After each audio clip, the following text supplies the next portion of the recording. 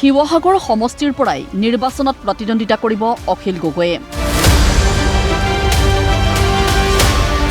সকলো জল্পনা কল্পনাৰ অৱসান ঘটাই সমষ্টিটোৰ পৰা প্ৰাৰ্থিত্ব বিচাৰি আবেদন দাখিল কৰিলে ৰাইজৰ দলৰ সভাপতিজনে।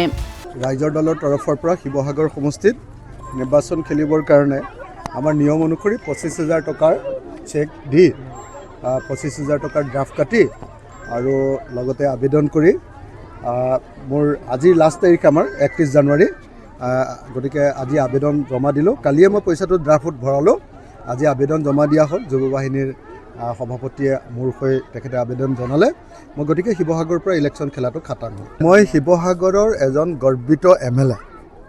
মই শিৱসাগৰৰ বাহিৰে পৃথিৱীৰ কোনো ঠাইৰ পৰাও ক'ৰ পৰাও ইলেকশ্যন নেখেলোঁ।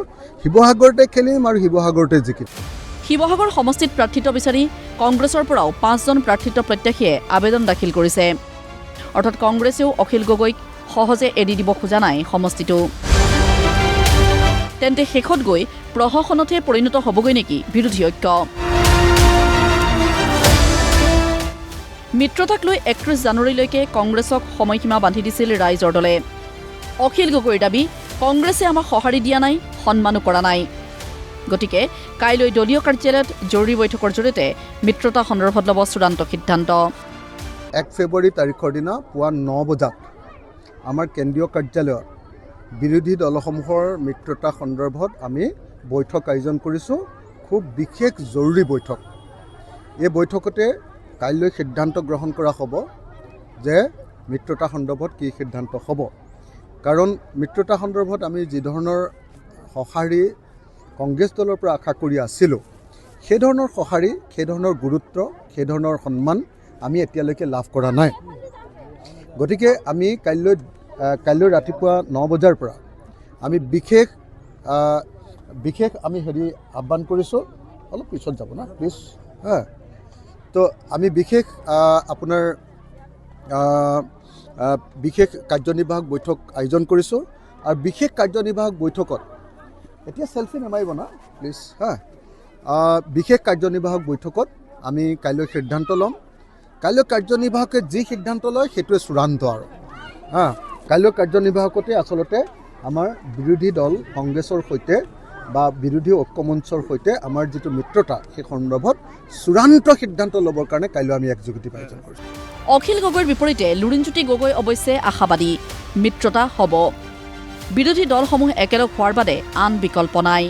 খুব সোনকালে হ'ব বুলি আশাবাদী, কাৰণ তাৰ বিকল্প কাৰো নাই, কংগ্ৰেছৰ হাততো নাই, আমাৰ ওচৰতো নাই। ঐক্যবদ্ধ নহ'লে বিজেপিক পৰাভূত কৰিব নোৱাৰিব। দেশৰ ৰাজনৈতিক প্ৰেক্ষাপটে কয়, হাৰিয়ানায়ো কৈছে, দিল্লীও কৈছে, আৰু তাৰ পৰা আমি শিকিব লাগিব। অভিজ্ঞতাৰ পৰা মানুহে শিকিব লাগিব। ময়ো শিকিছোঁ, আৰু সেইকাৰণে কৈছোঁ যে সকলোৱে এই নীতিটো যাতে মানি চলে। সন্মান আৰু এৰা ধৰা, সন্মান সহকাৰে সকলোৰে লগত গোটেই দিলটো হ'লে খুব সোনকালে এই বিষয়টো নিষ্পত্তি হ'ব আৰু বিজেপি পৰাজিত হোৱাটো 100% গৌৰৱ গগৈকো সোধা হ'ল একেটাই প্ৰশ্ন, মিত্ৰতা হ'বনে? বিষয়টো প্ৰায় এৰাই চলি প্ৰদেশ কংগ্ৰেছৰ সভাপতিজন সৰব হ'ল হিমন্ত বিশ্ব শৰ্মা বনাম সৰ্বানন্দ সোণোৱাল কেন্দ্ৰিক প্ৰসংগতহে। মিত্ৰতাৰ যদি আপোনালোকে আসনৰ বুজাবুজি কয়, আজি তাৰিখত মই বিজেপি দলৰো মই ফালৰ পৰা কোনো ধৰণৰ আসন বুজাবুজি কোনো আমি বাতৰি পোৱা নাই। মই ভাবোঁ যে তেওঁলোকৰ তুলনাত আমি যথেষ্ট আগবাঢ়ি আছোঁ।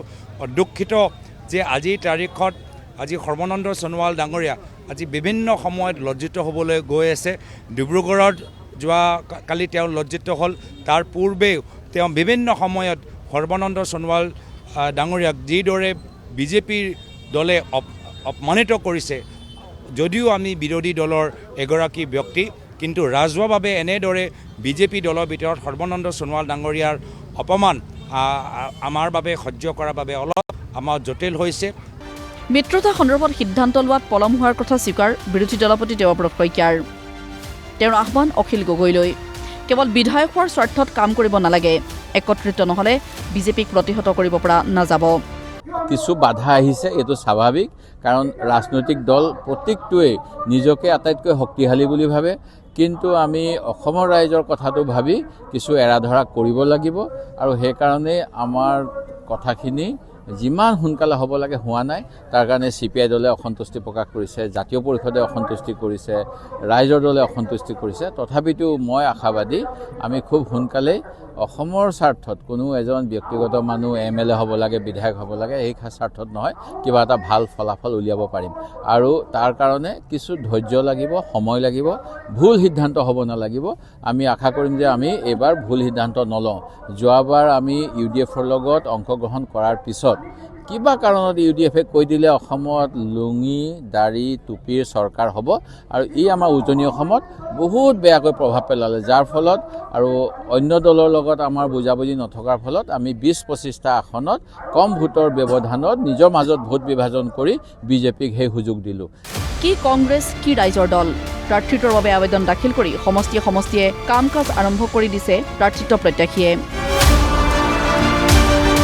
মিত্ৰতাৰ বাবেহে সময় দিব খোজা নাই কোনেও।